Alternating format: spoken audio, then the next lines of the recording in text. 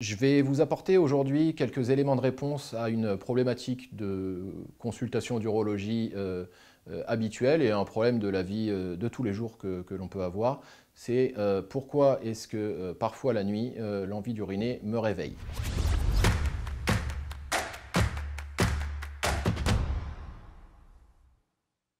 Avant qu'on puisse discuter de ce sujet, il faudrait qu'on se mette d'accord sur quelques éléments de terminologie médicale. Les symptômes mictionnels ont été définis par des sociétés savantes en urologie, puis traduites en français, et donc je souhaiterais les redéfinir avec vous. Il y a les symptômes de la phase mictionnelle, anciennement appelés troubles de la phase obstructif, les symptômes de la phase de remplissage vésical, que l'on a appelé aussi les troubles irritatifs, et enfin pour terminer, les symptômes de la phase post-mictionnelle. Alors la nicturie, c'est quoi? La nicturie, c'est être réveillé la nuit par l'envie d'uriner. Et il faut faire attention, il ne faut pas la confondre avec ce qu'on appelait antérieurement la polacurie nocturne, qu'on appelle dans cette nouvelle terminologie médicale la fréquence mictionnelle nocturne. Enfin, je voudrais qu'on redéfinisse ensemble trois hormones qui interviennent dans la constitution des urines et qui auront un intérêt dans la discussion sur la nicturie. La première hormone, c'est l'hormone antidiurétique, la deuxième, c'est le facteur natriurétique et la troisième, c'est le système rénine-angiotensine dans son ensemble. Alors pourquoi parler de nicturie? C'est un sujet important parce que pendant longtemps, il y a eu un dogme qui était la nicturie est un problème de prostate. Ça n'est pas que un problème de prostate. La preuve, on a constaté que beaucoup de patients qui présentaient des troubles mictionnels traités par des médicaments à visée prostatique type alpha-bloquant pouvaient être très mal, voire pas du tout contrôlés sur la nicturie. Et deuxième argument dans ce sens, c'est que des femmes peuvent présenter également des nicturies. Alors comment est-ce qu'on peut classer la nicturie? Eh bien, on ne peut pas vraiment la classer comme tous ces troubles mictionnels habituels parce que c'est une entité nosologique multifactorielle. On a l'habitude de la classer, en tout cas d'en classer les causes de trois façons différentes. La nicturie qui est due à une polyurie, donc une augmentation du volume de la diurèse globale, c'est-à-dire uriner plus de 2,8 litres par jour.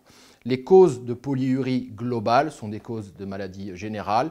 Les causes les plus fréquentes, ce serait un diabète sucré par polyurie osmotique, un diabète insipide, soit par une diminution de la synthèse d'ADH, soit par un manque d'affinité de l'ADH pour ces récepteurs rénaux. Et enfin, la dernière cause est psychiatrique, c'est l'apotomanie ou qu'on appelle aussi la polydipsie primaire. Alors la deuxième cause, le deuxième mécanisme de nicturie, c'est la polyurie nocturne. La polyurie nocturne, c'est quoi?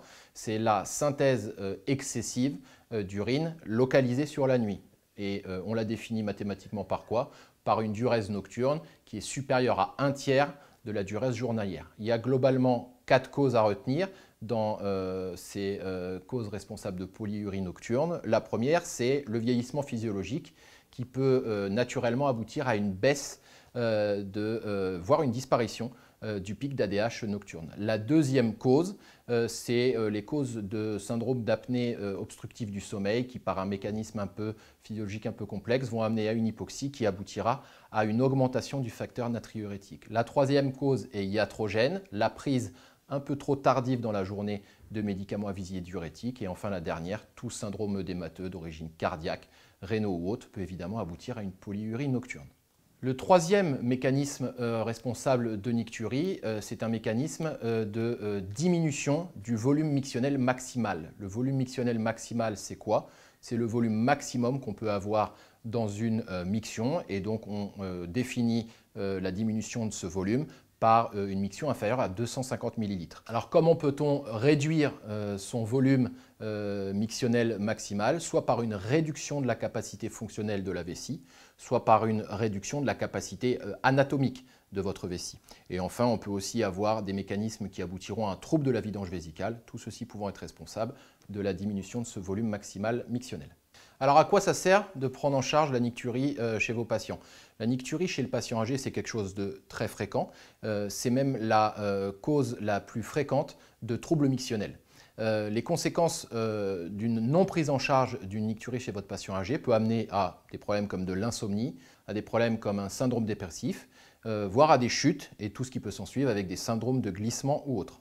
Alors, comment allez-vous prendre en charge un patient qui se présente devant vous pour une nicturie?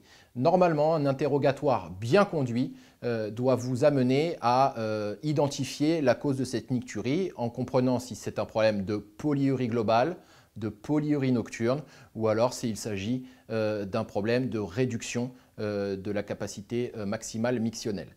Un interrogatoire bien conduit, c'est rechercher les habitudes de vie, estimer les apports hydriques journaliers, rechercher une prise de médicaments à type de diurétique et leurs horaires de prise, rechercher des signes en faveur d'un syndrome d'apnée du sommeil par des ronflements ou autres signes du genre.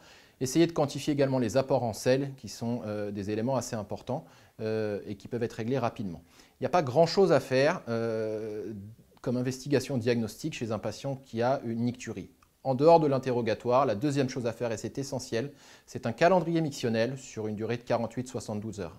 Un calendrier mictionnel bien conduit et bien analysé vous permet d'ores et déjà de savoir de quoi il s'agit. Polyurie globale, polyurie nocturne ou réduction de la capacité vésicale mictionnelle. Enfin, si vous avez peut-être deux examens paracliniques à faire, une débimétrie et une mesure du résidu post-mictionnel sur un bladder scan seront largement suffisants. Alors comment est-ce qu'on traite une nicturie une fois qu'on a identifié? Elle passe par le traitement de la cause d'abord. Le traitement d'une polyurie globale n'est pas le même que celui d'une polyurie nocturne et encore moins d'une réduction de la capacité vésicale maximale. Donc on traite la cause d'abord et on verra dans l'arbre diagnostique qui suit comment on fait. Si un traitement médicamenteux est indiqué, le seul traitement qu'il peut y avoir en dehors du traitement de la cause, c'est un traitement par desmopressine, un médicament qui est prescrit hors AMM chez les patients de plus de 65 ans et pour lequel le principal effet secondaire à surveiller sera des hyponatrémies. Alors la conduite à tenir devant un patient qui se présente pour une nicturie, c'est quoi? C'est d'abord le calendrier mictionnel, comme je vous l'ai dit, sur 48-72 heures, bien conduit et bien interprété. Si votre calendrier mictionnel est normal, alors il ne s'agit pas d'une nicturie, mais probablement d'une polyurie nocturne. Votre patient n'est pas réveillé par l'envie d'uriner, mais il est réveillé pour autre chose et il en profite pour aller uriner. Si votre calendrier mictionnel conclut à l'existence d'une nicturie vraie, on a trois scénarios, comme on l'a vu tout à l'heure. Un scénario de réduction de la capacité maximale mictionnelle, un scénario de polyurie globale et un scénario de polyurie nocturne. Si nous sommes dans le scénario de réduction de la capacité maximale mictionnelle, l'examen à faire est une débimétrie suivie d'une mesure du résidu mictionnel, du résidu post-mictionnel. Si ce résidu post-mictionnel est absent, il s'agit donc d'une pathologie de type hyperactivité vésicale que vous traiterez par un médicament à type d'anticholinergique. Si vous avez un résidu post-mictionnel, il s'agit donc d'un trouble de la vidange vésicale qui pourra être traité de façon assez ordinaire comme étant une hypertrophie bénigne de prostate par soit des médicaments, soit une chirurgie. Deuxième scénario, celui d'une polyurie globale.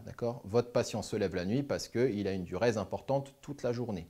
On est dans le cadre, dans ce cas-là, de pathologie systémique. Les deux examens à faire, le premier, ce sera une glycémie à jeun pour éliminer un diabète sucré. Et le deuxième, un test de restriction hydrique pour éliminer éventuellement un diabète insipide. Si ces deux examens sont normaux et que votre patient a une polyurie globale, il faudra envisager le diagnostic de potomanie et adresser le patient en psychiatrie. Et enfin, dernière possibilité, il s'agit d'une polyurie nocturne vraie. L'interrogatoire va là vous aider à résoudre pas mal de problèmes. Si vous mettez en évidence des signes d'apnée du sommeil, n'hésitez pas à faire une polysomnographie et éventuellement à appareiller votre patient. Si vous constatez dans la prise de traitement diurétique une inadéquation, n'hésitez pas à avancer dans la journée la prise de ce traitement. Et si enfin l'interrogatoire ne met rien de spécifique en évidence, des règles hygiéno-diététiques assez simples pourront aider votre patient. Limiter et étaler les apports hydriques sur toute la journée, réguler la consommation de sel. Si tout ceci est insuffisant, c'est une indication à débuter un traitement médicamenteux par desmopressine en respectant les effets secondaires et en pensant à surveiller la natrémie. En résumé, 4 points importants. La nicturie n'est pas toujours liée à la prostate. Deuxième point, la nicturie peut avoir des causes rénales, des causes vésicales, mais aussi des causes prostatiques. Troisième point important, la polyurie nocturne est la cause principale de nicturie chez le sujet âgé. Contrairement à ce que l'on pense, ce n'est pas l'hypertrophie bénigne de prostate.